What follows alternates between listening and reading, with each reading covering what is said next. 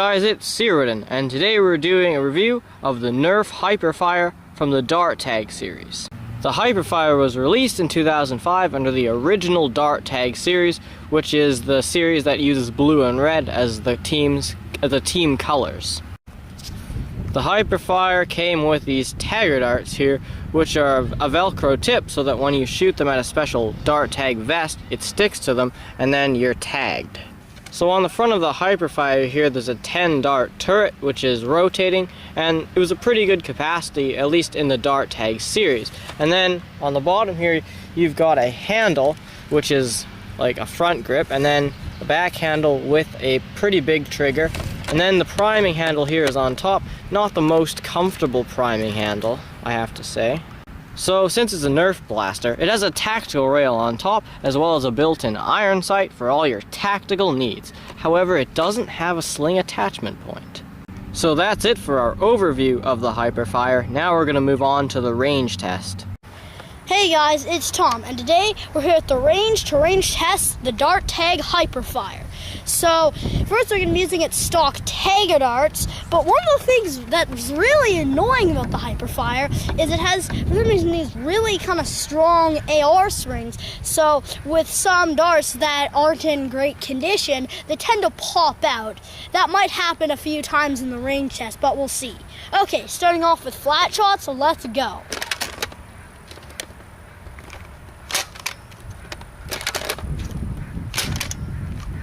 Oh, just popped out, but I just pushed it back in. Okay, now angled shots.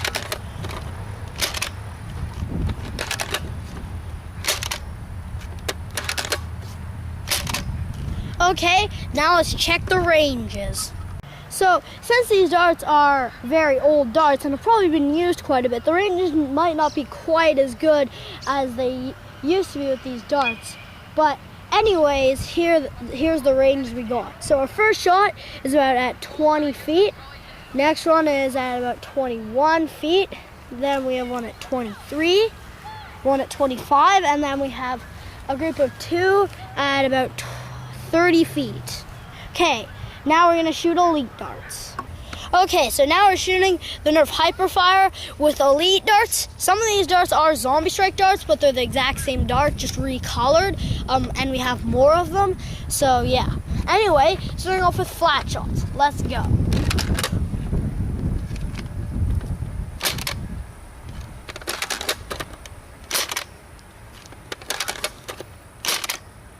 Okay, now angled shots.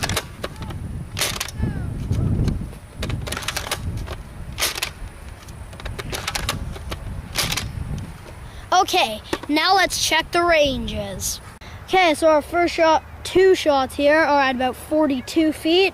Then we have one at about 43, and then another at about 44.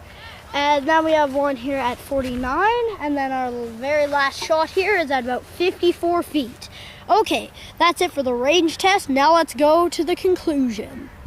So as you saw in our range test, the elite ranges were pretty good. With the old tagger darts, it's probably just because they're pretty old and worn down. But here's what Tom was talking about the darts kind of popping out. They just don't want to stay in, and then if you're going to rotate them, they all just kind of fall out. So that's really the only main problem with the Hyperfire. So the Hyperfire comes in many different colors as well. It comes in the blue one we have here, a red one to match it, and then in the kind of the in-between series, it has an orange and I think two green versions. So there's a lot of color options to choose from. So the Hyperfire's ranges are okay. It does have a direct plunger system inside, so once you take out the air restrictors, it's probably going to be fairly effective. But with the air restrictors, it's very picky about which darts it doesn't eject. So you're probably going to want to remove the air restrictors if you're planning on seriously using it. So if you're planning on using the Hyperfire in just a normal dart tag war, it's an okay option because it has a pretty good capacity and the ranges are okay. But it's probably, if you're going to use it in an actual war, you're probably going to want to modify it. And so if you're not going to modify it, it's probably not worth it to pick it up. So that's the end of our review of the Nerf Dart Tag Hyperfire. Thank you guys so much for watching. Please like and subscribe.